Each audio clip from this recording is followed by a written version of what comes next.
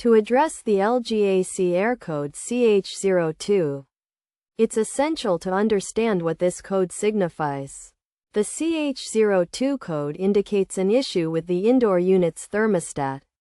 Common causes of this problem include wiring issues, a malfunctioned mainboard, or a faulty humidostat. To resolve this issue, start by checking the wiring. Disconnect the AC from the power outlet and inspect for loose or damaged wires. Tighten any loose connections, replace damaged cables, and verify that the wiring is accurate, using the user manual as a guide. Next, inspect the mainboard by unplugging the AC and removing the top panel to access the mainboard unit. Test the mainboard for continuity and look for signs of damage, such as loose, frayed, or corroded wires, or burnt components. Replace any damaged parts with new ones and reassemble the AC. Additionally, check the humidostat by turning off the AC and verifying that the settings are correct.